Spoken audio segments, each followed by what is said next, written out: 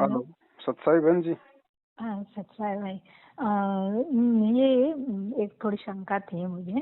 जी परसों के दिन क्या हुआ था, एक मैं आपसे एक बार और बात हुआ था मेरा। जी जी। तो एक भाई जो थे, तो वो ना उस दिन क्या हुआ था, मेरे घर में सुबह में मुझे बता रहे थे कि मुझे जो सपना आया था हम्म कि परमेश्वर अ, मुझे आके मेरे घर में मेरे सपने में आए और मैंने उनके चरण पकड़े। हम्म। ऐसे बोल के खाली बोले, फिर मुझे बोले कि मैं 12 बजे आके आपको बताता हूँ। जी। तो मैं बोली तो ठीक है। और मैं कपड़े धो रही थी और आए सफेद कपड़े में एकदम आए, 10 बजे वो पहुंच गए मेरे घर। हम्म तो मुझे थोड़ा, मैं बोली कि मुझे थोड़ा बैंक जाना है, तो बोलते कि फिर मैं यहाँ से वापस चला जाऊँ क्या। हम्म और मेरा हमेशा ताला लगा रहता गेट में। हम्म तो मैं बोली नहीं नहीं नहीं, आप जाइए मत, आप आइए। तो वो फिर मैं गेट खोली। मैं बोली ठीक है, मैं बाद में चल जाऊंगी, मैं तो नहीं जाऊंगी, आप आइए। फिर उनको अंदर बुलाए तो वो सीधा मेरे फोटो के पास जाके, हम्म परमेश्वर के जाके खड़े हो गए। हम्म और वहाँ पे अपना हाथ जोड़ के खड़े हो गए। हम्म तो मेरे शरीर में एकदम मतलब ऐसे कैसे करंट कैसे दौड़ता वैसे, और वो बोले मुझे भी ऐसे हो रहा है।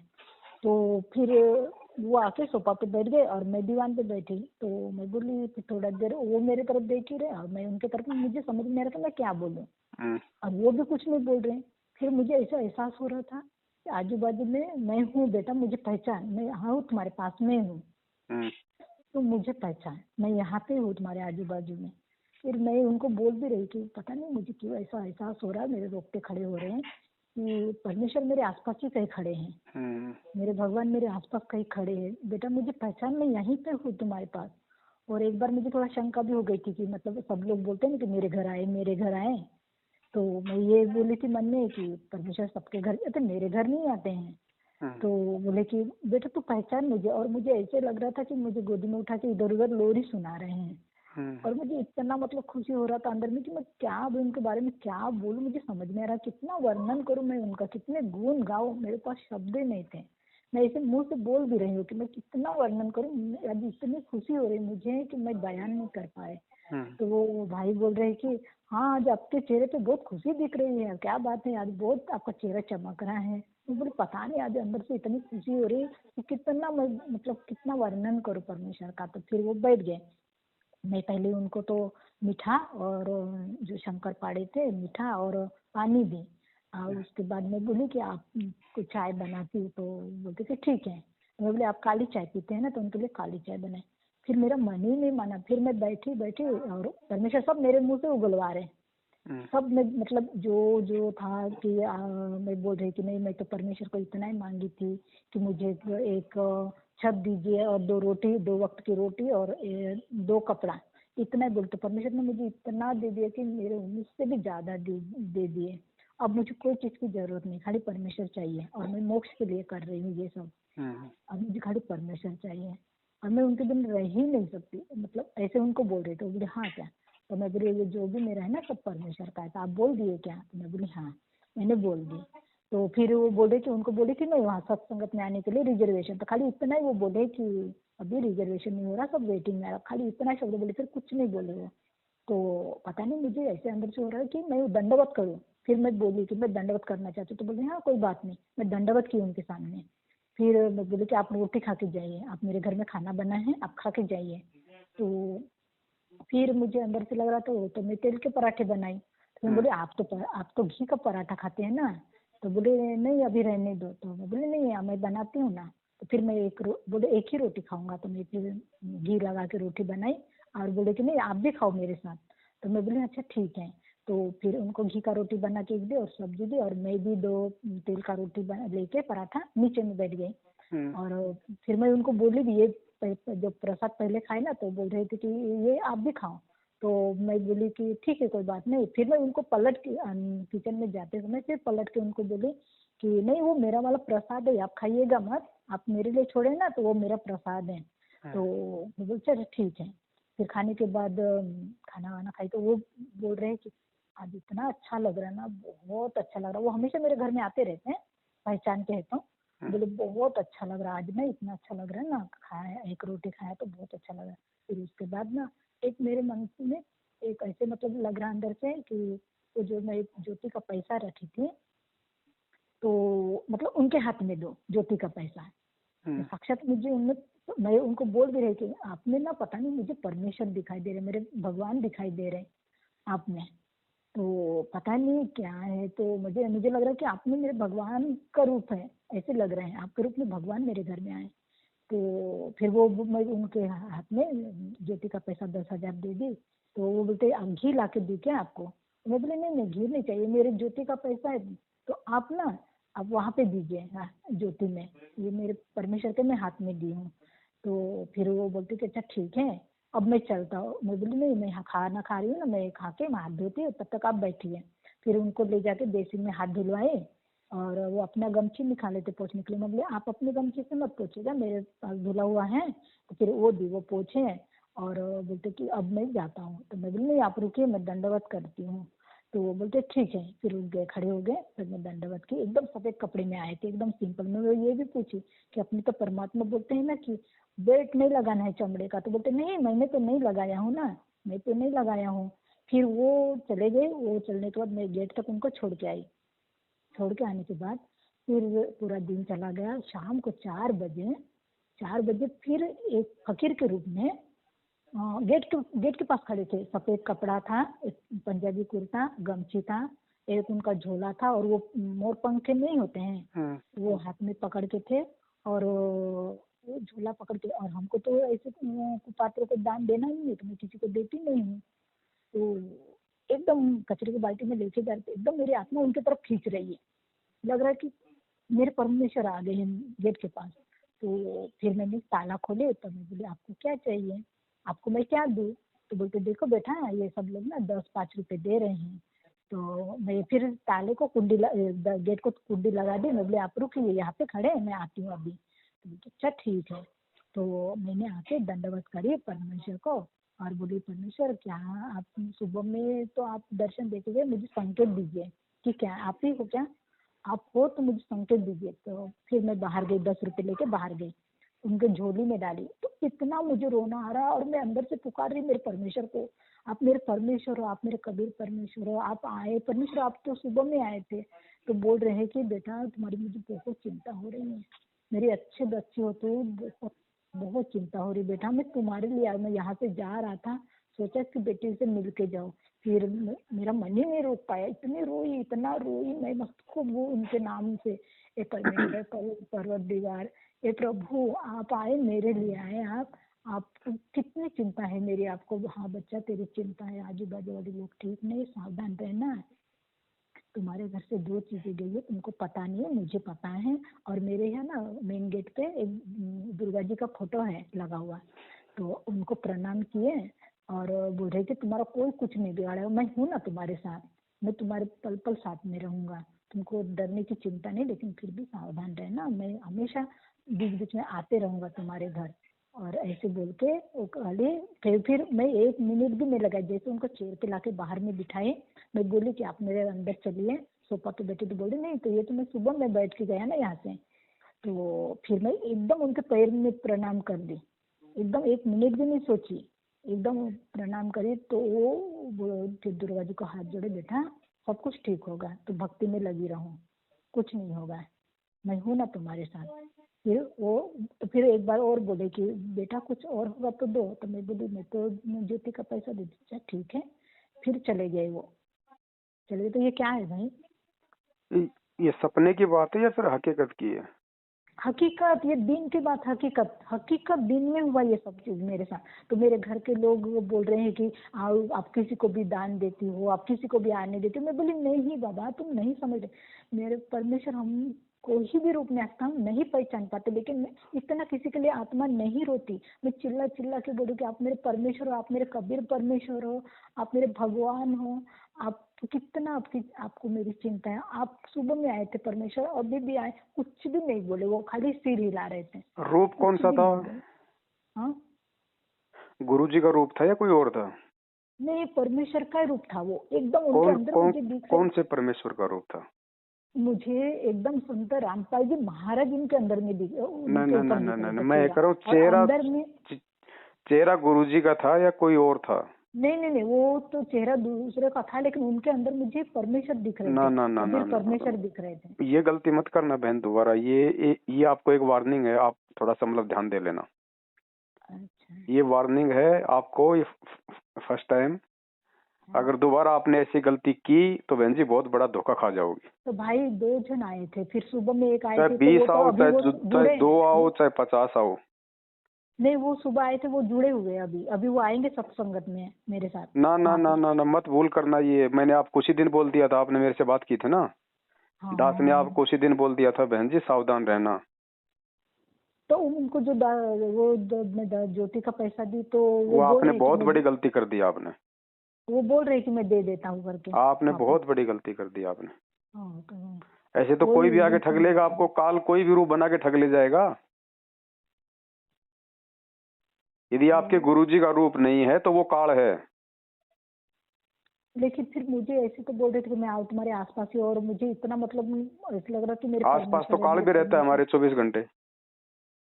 तो इसलिए अभी 2 दिन से थोड़ा ना अंदर में थोड़ा डर डर सा थोड़ा ऐसे बहन जी रात बहुत में। बड़ी आपकी ये गलती है। अगर हकीकत में यदि ऐसा होता है और यदि गुरुदेव नहीं है हकीकत में तो वो काल है, ध्यान रखना।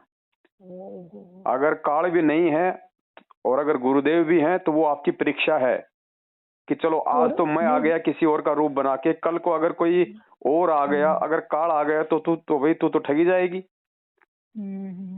अपने पति इसलिए के तो अलावा, अपने परमेश्वर के अलावा हमने किसी के सामने समर्पण नहीं करना। ना किसी को कोई पैसा देना, ना ज्योति का, ना पाठ का, ना किसी को हमने दंडोत करना। ये आपने 2-3 गलतियां कर दी आपने बहुत बड़ी। ये आपकी रिहर्सल समझो बहन जी। और भाई क्या हुआ था, मेरी बेटी है ना, तो वो कैसे वो परमेश्वर को मानती नहीं, भगवान को नहीं मानती। तो वो तो इसमें है सब, वो ये दुर्गा जी की इनकी पूजा करती। तो भाई क्या हुआ उस दिन, मुझे पता नहीं था, मेरे घर में मेहमान आए थे, बहन आई थी, तो उनको छोड़ने वहां तक गई थी। तो बेटी के घर में वो उपास करके थी, तो उस दिन मैं पानी पी, मैं उसके घर में पानी नहीं पीती, उस दिन उसका उपास था, पानी पी, मुझे नहीं पता था। तो मैं ये सोच रही थी वो गलती है, तो परमेश्वर हो सकता है कि मुझे मेरी परीक्षा लेने आए कि तुम कितना मुझे जान सकती हो। नहीं नहीं नहीं नहीं, कोई परीक्षा नहीं, कोई कुछ नहीं है। हकीकत में यदि गुरुदेव हैं तो गुरुदेव हैं, और अगर गुरुदेव के रूप में कोई और है, चाहे वो कितनी एक्टिंग करे, कितना सफेद कपड़ा पहने, कितना ही हाँ। प्यार से बोले, कितना ही कुछ कहे, हमने उसको काल ही समझना पड़ेगा। ऐसे तो हम और धोखा खा वही जाएंगे। ऐसे तो कोई भी गुरु जी का रूप बना, ऐसे तो कोई भी जो है किसी का रूप बना के आ जाएगा। तो अभी वो अभी सत्संग उनको आज आज क्या हुआ, आज सुबह में वो फोन किए मुझे, बोल रहे कि मेरे यहाँ ना एक फकीर आए थे, और बोल रहे थे कि तुम्हारे ऊपर अभी बहुत सारी जिम्मेदारी आने वाली है, तो तुमको उसको संभालना है।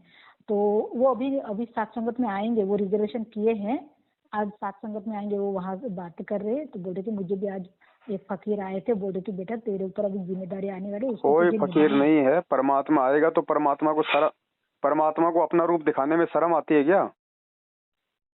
क्यों नहीं दिखाएगा परमात्मा? अगर आपको, अगर भगवान आके मिलेंगे, अगर गुरुदेव आपको मिलेंगे तो गुरुदेव को 2 गलासन करने की क्या आवश्यकता है? क्या गुरुजी अपने रूप में नहीं आ सकते? क्या गुरुजी को डर लगता अपने रूप में आने में? ये सारा ये काल का चाल होता है बहन जी, ध्यान रखना। किसी भी प्रकार से तो ठग लेगा वो। तो भाई वो अभी तो मुझे बोल रहे कि आपको मैं दे दूं क्या पैसा वापस, तो ले लूं, क्या करूं मैं। अब किससे लोगी आप? वो तो हमेशा आते रहते मेरे घर हाँ में, तो आए मतलब तो मांग लो वापस कि भैया वो गलती से हमने आपको दे दिया उस दिन, ये हमारी ये गलती थी, आप वो पैसा हमारे को वापस दे दीजिए।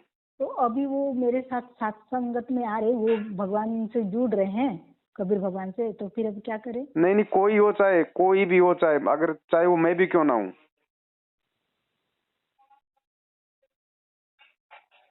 तुरंत मांगो उससे अपना पैसा, वापस ले लो उससे। अच्छा। और रात में जैसे सोई थी ना, ऐसे लग रहा था कि छोटे बच्चा होता है ना, वैसे मेरे अंदर ऐसे लग रहा था कि आत्मा में कि छोटा सा रूप बना के परमेश्वर मेरे अंदर में है, ऐसे लग रहा था मुझे रात में। देखो बहन जी, चाहे हकीकत हो चाहे वो सौपन हो, जब तक हम ज्ञान वो को आधार सपना नहीं था। बनाएंगे हम बहुत बड़ी मार खा जाएंगे। आज आपने भाव में आके अपना परमेश्वर समझ के आज आपने उसको 10,000 दे दिए, कल को वो कह देगा, क्योंकि काल भी तो मन की बात जानता है, कल को कह देगा बेटा मेरे को जो है मतलब 20 तोला सोना चाहिए, मैं तेरे को फिर लौटा दूंगा वापस, ले ला के रफू चक्कर। बोलेगा मेरे को एक तो बेटा 10 लाख की जरूरत है। आप तो मना उसको आप तो उसको मना ही नहीं कर पाओगी, क्योंकि आप तो पहले उसको समर्पण कर चुकी हो। और एक दिन फिर आए थे मेरे घर में, अभी जो मेरा तो थोड़ा सा काम वाम रहता ना तो वो कर देते। तो वो आए थे तो मुझे उन बोले थे कि मुझे ना 2 लाख रुपए चाहिए। तो मैं बोली कि देखिए आपके रूप में मुझे कार्ड दिख रहा है, मैं सीधा उनको बोल दी आपके रूप में कार्ड दिख रहा है, मैं आपको 1 रुपया भी नहीं दे सकती हूँ ना मेरे पास है, मैं सीधा उनको बोली। देखो और वो बहन, अभी आपको दास ने उसी दिन, आप आज से 5-7 दिन पहले जो हाँ बातचीत हुई हाँ हाँ थी, हाँ हाँ दास ने हाँ आपको पहले ही संकेत कर दिया था कि बहन जी सावधान रहना, ठीक है ना, अपने बेटा बेटी पे कोई भरोसा करना, ना किसी और पे कोई भरोसा करना, ज्ञान को आधार बना के चलो, भगवान को जरूरत है नहीं इन पैसों की, दूसरे को अगर किसी को जरूरत पड़ेगी तो वो आपको छलबल करेगा, फिर ध्यान रखना। अब नहीं वो देखो, तो बहुत अमीर आदमी है, वो बहुत अमीर आदमी अरे है कोई भी वो। अमीर हो, कोई भी कुछ हो, लेकिन आपकी मर्यादा तो तोड़वा देगा। हाँ ये तो बात है भाई। कल को तो फिर लेके मैं नहीं अभी देगा, वो आप उस अमीर का क्या कर लोगी, क्या बिगोड़ हाँ, लोगी आप उसका अमीर का। और नहीं अमीर है भाई तो फिर अभी उसको जरूरत काहे की है, अमीर है तो उसको जरूरत काहे की है, ले लेगा और कल को नहीं देगा तो आप उसका बिगाड़ क्या लोगी।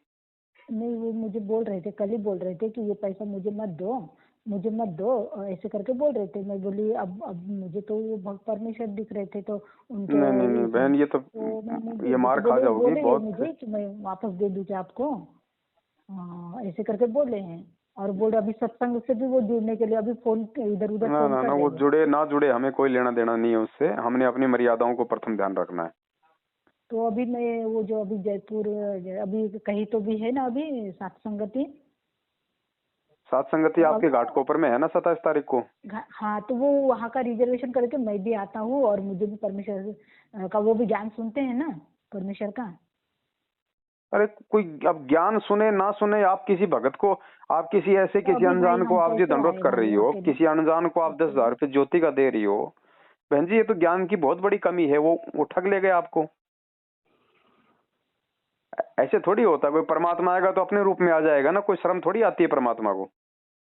हम्म, ऐसे तो कोई भी ठग लेगा, काल आपको कभी भी ठग लेगा ऐसे तो। तो भाई ये कब का है अभी वहाँ पे। बहन जी पहले इस बात का निर्णय करो, वो तो ठीक है, वो कब का है वो कब का नहीं है, ये गलती मत कर देना दोबारा कभी जिंदगी में। तो अभी हम कैसे आ सकते भाई फिर अकेले, हम तो उधर देखे भी नहीं ना अब वो कैसे। तो बहन जी आप देखो, तो आप वहाँ पे कैसे जा, मैंने आपको उस बहन का नंबर दिया था, आपने बात की उससे। नहीं बात किए थे तो वो बोल रहे थे कि वो अभी तो ज्ञान ही पढ़ रहे थे, वो नहीं आ सकते करके ऐसे बोले। अभी तो उनको ज्ञान समझ में नहीं आया है तो वो नहीं आ किसको सकते। ज्ञान समझ में नहीं आया। तो नहीं मैं वो भी फोन किए थे और मैं भी नहीं, मेरा तो लगा ही नहीं फोन उनको, मेरा नहीं लगा फोन, वो किए थे भाई, वो भाई फोन किया था। तो बोल रहे थे कि नहीं आप नहीं आ सकते करके ऐसे करके बोलते। नहीं, मैंने आपको जिनके नंबर दिए थे वो तो खुद ही सत्संग करवा रही है, उनको क्या हाँ ज्ञान समझ में नहीं आया। तो मेरा नंबर ही नहीं लगा था, वो रिंगिंग नहीं, में वो कुछ गया और था। ही को गलती हो गया होगा। तो देखते हैं फिर।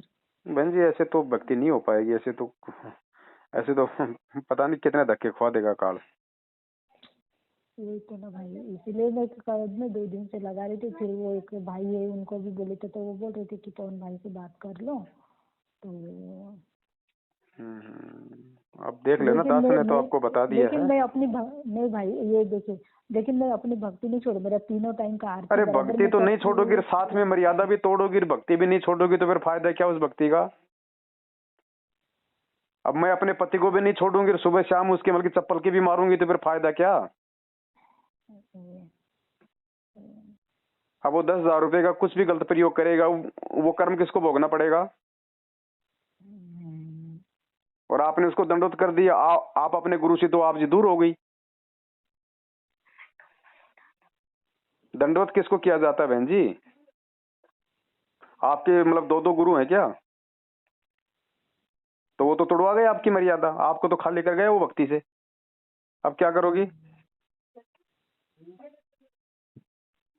बहन जी, ध्यान रखो इन चीजों का। ये हम कोई बच्चों का खेल थोड़ी खेल रहे हैं, परमात्मा की भक्ति है ये। ऐसे तो कल को मैं आ जाऊंगा, आप तो मेरे ऊपर जमल की आसक्त हो जाओगी, आप तो मेरे को दंडवत कर दोगी। कि मेरे को तो आपके अंदर परमात्मा दिखाई दे रहे हैं।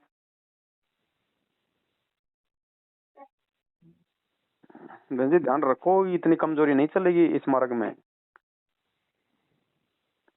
ये तो 650 साल पहले वाली घटना है, तो यह थोड़ी है कोई कि भाई आज भी शिक्षा लेके भी, इतना ज्ञान सुन के भी हम हर किसी को अपना परमात्मा के रूप में स्वीकार कर लें, हर तो किसी को। अभी भाई हम फिर उनसे वो पैसा ले सकते हैं ना? अब पैसा तो ले लोगी, लेकिन जो मर्यादा वो तोड़ गया वो थोड़ी ठीक कर लोगी। आपको जो पतिव्रता धर्म से जो नीचे गिरा गया उसका क्या करोगी बताओ? आपने दंडोत कर दिया, वो कैसे वापस ले लोगे आप? मर्यादा तो टूटी है भाई। बहन जी ऐसे नहीं हो पाएगा।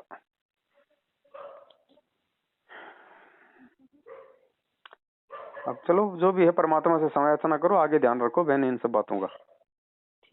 ऐसा नहीं चलता, इतना भोलापन थोड़ी चलेगा इस भक्ति के अंदर। फिर फायदा क्या हुआ फिर आज ये सत्संग सुनाने का, गुरु जी के द्वारा ये तत्व ज्ञान देने का, शिक्षा देने का। ठीक है, ध्यान रखेंगे भाई आगे। सबसे पहले तो गुरुदेव से माफी मांगो, ठीक है भाई। और आगे से स्पेशल ध्यान रखो। बिल्कुल भाई, गुरुदेव को आने की आवश्यकता है नहीं, क्योंकि गुरुदेव ने ज्ञान दे दिया, ज्ञान ही हमारा गुरु है। दूसरा कोई आएगा तो वो आपको ठग रहा है, फिर वो काल है, फिर ध्यान रखना इस बात का। इसीलिए मुझे ना पता नहीं, अभी रह के ना अंदर में ना थोड़ा थोड़ा हल्का सा डर लगने लगा है। नहीं तो भैया ऐसे तो कभी भी ठग लेगा। अब वही अगर कल को फिर आ जाएगा और बोलेगा बेटा मुझे 5 लाख रुपए की जरूरत है, आपके पास तो है पैसा, आप तो उसको मना कर ही नहीं पाओगे, क्योंकि आपको लगता है ये तो मेरा गुरु है, और गुरु जी को मना कर दूंगे तो फिर इस पैसे का फायदा क्या? वो तो ले जाएगा, ठग ले जाएगा आपको, मर्यादाओं से भी ठगेगा, आपको पैसे से भी ठगेगा। फिर क्या करोगी?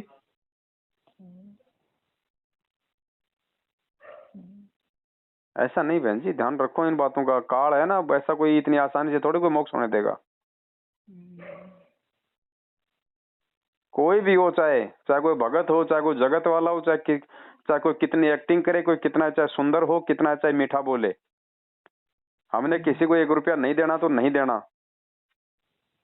और ऐसे किसी अनजान आदमी को आपने अपने घर में कैसे घुसने दे दिया? वहां पे अगर उसको भूख लग रही है, खाना खाना था, तो उसको बोलते बाहर बैठो भैया आराम से, मैं बनाती हूँ खाना बना के उसको बाहर पकड़ा दो, उसको अंदर बैठा है खिलाने की क्या आवश्यकता है अनजान आदमी को?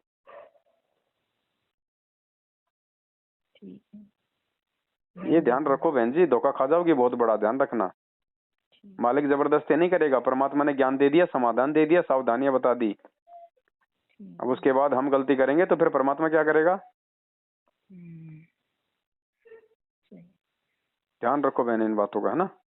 ठीक है भाई। हाँ ठीक है बहन जी। ठीक है। हाँ सत्साई।